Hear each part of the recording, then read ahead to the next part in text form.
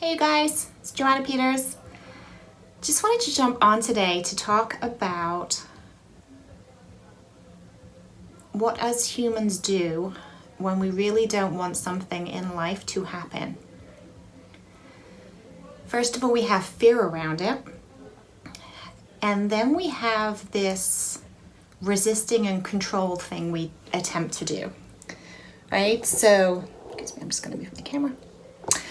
So, for example, I don't want that thing in the future to happen. I'm worried about that thing in the future that's going to happen. I am going to get my body all tense, trying to resist the thing that might happen.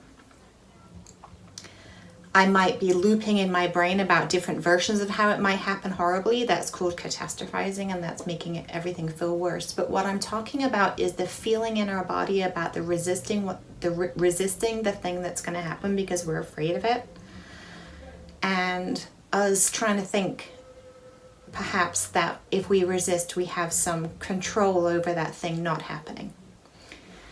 Right? So, for example, if a loved one is sick, right, we might be avoiding feeling our feelings about what might inevitably happen if that thing that our loved one is sick, if it's terminal, for example. If we know that inevitably that's going to happen intellectually, but our emotional body is like, nope, not facing it, not going to happen, I'm going to fight this, let's stay positive, I get that. But what we're doing in our bodies is resisting it. If you have a child who is going to fail at something, right? And you're doing all your things as a parent to try and have them show up for themselves, but given our children have free will, they're going to do what they want to do, make their own mistakes, and we are actually unable to control anything that any other human does, right? So if you're fearing that your child is going to fail something, even though you're doing all the things, you could have fear and some anger and some sadness around that, right? There's lots of different scenarios where stuff is not within our control, but we have a very strong opinion that it should be. So then, because we fear it, we do this resistance control dance with ourselves, right? So that's the dance I want to talk about now, right? What that does, that adds a layer of exhaustion to our bodies, and it's where anxiety builds.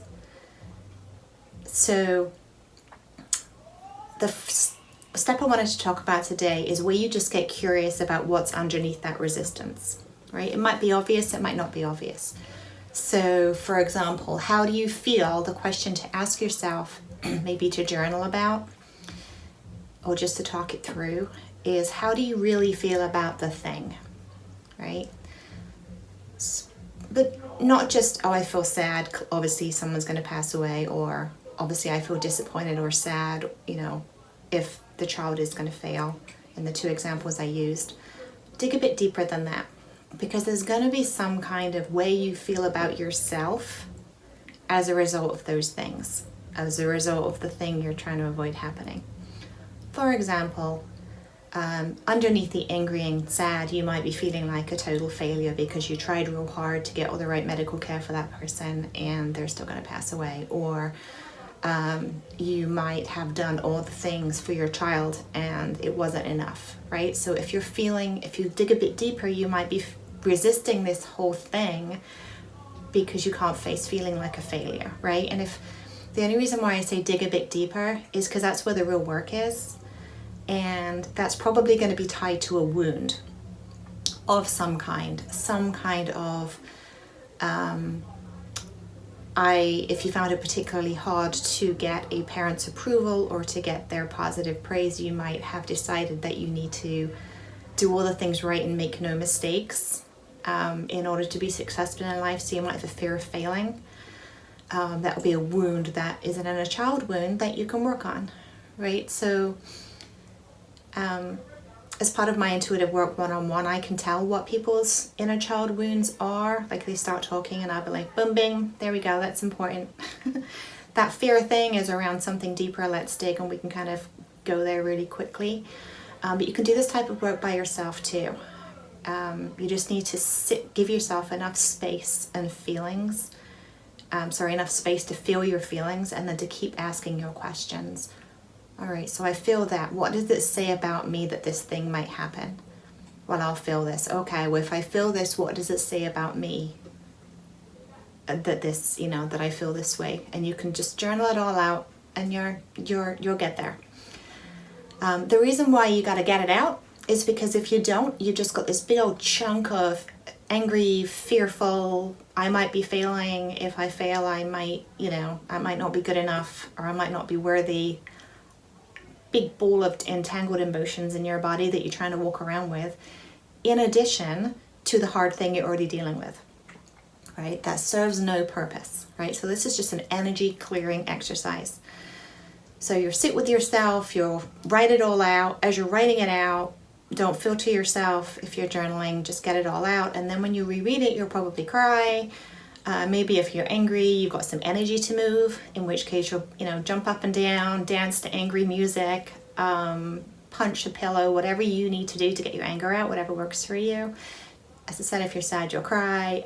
If you feel like you're failed, you'll realize you probably haven't, and it probably wasn't within your control, and that's an old wound telling you that you're failing.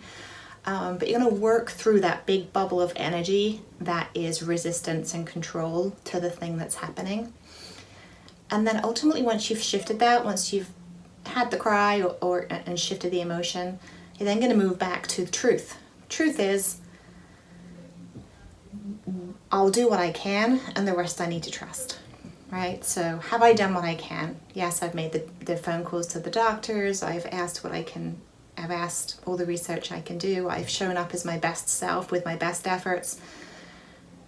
So once you're clear on have I done all I can do, that's when the surrender part comes in, right? Gulp, I'm not the managing director of the universe. It's not me. I can just relax, release the tension and pressure of trying to put myself as the managing director of the universe, and ask for divine support. So to recap the first part, what am I really feeling? What's underneath the thing I'm feeling?